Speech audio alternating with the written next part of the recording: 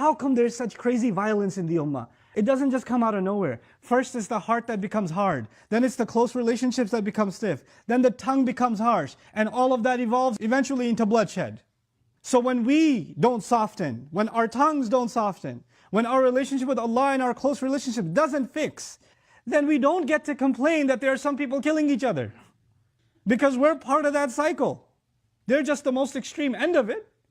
But there's a lighter version that we're culprits of. That's the progression in these ayat.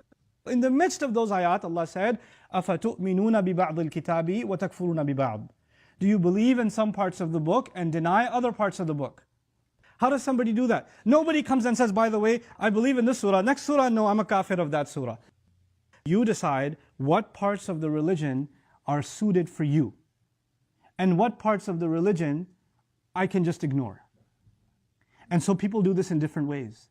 For some people, the outside of the religion, the length of the beard is really important. The head cover is really important. You have to wear a shalwar kameez or a thobe. And those are Islamic clothes. Or this guy doesn't even have a beard. La hawla wa la quwwata illa billah. His face is haram. Or that one doesn't wear hijab. You know, what kind of hijab is that? Look, there's a hair sticking out. Inna lillahi wa inna ilayhi raji'un. When you go to somebody's house, where did you get the chicken? Did you get it from the zabiha place? How zabiha is the zabiha place? Did you do an exhaustive background check of the butcher? Did you find out where he was born? And how many animals he's killed so far? And does he pronounce Bismillah Allahu Akbar properly or not? Because if not, I'm not eating here. I'll just have the salad and I'll go. This is their Islam, checking the ingredients on every ice cream packet to make sure you're not eating haram. But when it comes to giving meher to the wife, when it comes to giving the inheritance, the same long beard, same hijabs, super halalified everything else. When it comes to money, I don't know where that Islam went. It just disappeared all of a sudden. When it comes to speaking kindly to people, when it comes to not backbiting against others, when it comes to not putting someone down, when it comes to not slandering somebody, it just disappeared. So in some things, extremely Islamic looking. And other things, that's worse than any kafir would ever do. By the way, justice, kindness, mercy, forgiveness, softness in speech, they only come when a heart is soft. But the outside appearance and impressing somebody with your religious, you can quote stuff. You even know Arabic. Abu Jahl spoke really good Arabic. The leader of the Munafiqun, Abdullah ibn Ubay, he gave epic speeches, man. His Arabic was way better than mine. So if you want to just quote Arabic and you feel like you're more religious, that's not what makes somebody religious. Knowledge doesn't make you more religious. Appearance doesn't make you more religious. It doesn't make you a better person. But for some people, that's essentially Islam. Somebody doesn't look that way, then you judge them. And you don't even judge yourself over the wrong things you're doing in your life, in the way you're dealing with people, even in the way that the prayers have become. You're praying perfectly. You're like, according to my school of thought, the hand should be here, or here, or here, wherever they are. And the entire prayer, you're looking at the guy's hands next to you, whose hands are a little bit lower, like,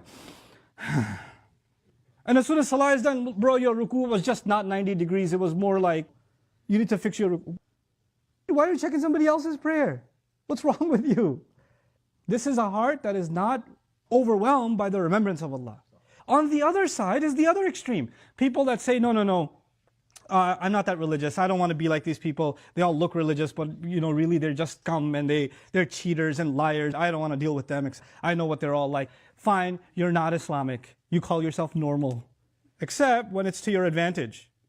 So when your son is acting up, you start quoting, in Islam, you have to be good to your mom. Mom just got religious? No, mom didn't get religious. Just religion served her purpose right now. So she quoted it. Or the husband who doesn't even pray, drinks, whatever else, abusive. And the wife speaks up, in Islam, women are supposed to be obedient. Islam? Really? You? Islam? When do you quote Islam? When you can slap somebody with it.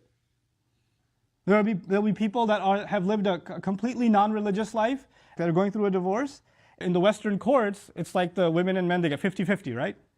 But Sharia court is going to give you more money. So he becomes religious during the divorce and says, I'm going to go to Sharia court because I don't want her to have, mashallah.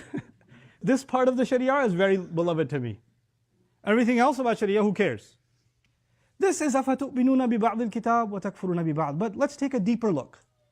You and I have certain sins, we're doing some things wrong, and we don't want to let go of that wrong. We're afraid of letting it go. It's too dear to us, it's too sweet to us, it's too compelling to us. And when we're standing in front of Allah, we're telling Allah, Ya Allah, I'm willing to pray for you, I'm willing to recite Quran, I'm willing to do all this other good, but let me just hold on to this sin. Okay, I'll make up for it with all this other good stuff. بَلَا مَنْ كَسَبَ سَيِّئَةً وَأَحَاطَتْ بِهِ خَطِيئَتُهُ. Somebody who earned a single sin, and that mistake took a hold of him, it surrounded him. Like you start negotiating with Allah, I'll give you all this other ibadah, but this 1, 2, 3 haram things, let me just hold on to them, okay? I'm not dealing with that. You know, at first you maybe even make istighfar for it, eventually you stop even making istighfar for it. Allah knows how I am. At least I do all this other good stuff. This is أَفَتُؤْمِنُونَ بِبَعْضِ الْكِتَابِ وَتَكْفُرُونَ بِبَعْضِ. Believing in some parts of the book, rejecting, denying, ignoring other parts of the book. And so I conclude with the scary conclusion that Allah Himself gives. May Allah protect all of us. He says, فَمَا جَزَاءُ مَنْ يَفْعَلُ ذَلِكَ مِنْكُمْ إِلَّا خِزْيٌ فِي الْحَيَاةِ الدُّنْيَا. لاحظوا قال منكم لا منهم لا من بني إسرائيل منكم. He says, what should be the compensation for somebody who does that among you? Except خِزْيٌ فِي الْحَيَاةِ الدُّنْيَا, humiliation in this worldly life. وَيَوْمَ الْقِيَامَةِ يُرَدُّونَ إِلَى أَشَدِّ الْعَذَابِ. And on the day of resurrection, they will be rejected and taken back to the most intense of all punishment. In other words, this is the worst of Jahannam. وَمَا اللَّهُ بِغَافِلٍ عَمَّا تَعْمَلُونَ. And Allah is not at all unaware of the things that you do. Because these people are supposed to be believers. They're supposed to be ambassadors of Allah's deen. When they take part of the book and they reject other parts of the book, they make the book itself look ugly. They make Islam look ugly. And for so many other people who could have come to Islam, when they see their behavior, they walk away from Islam. As a matter of fact, even their own younger generation says, my parents acted in this way. My uncles acted in this way. They were religious in this, but look at how they behaved in this, and this. I want nothing to do with Islam. You were the reason to push shaitan's agenda onto your own, to spread kufr within your own. What bigger crime is there? Download our mobile applications or register on our official website to get access to exclusive content. Links given in description of video.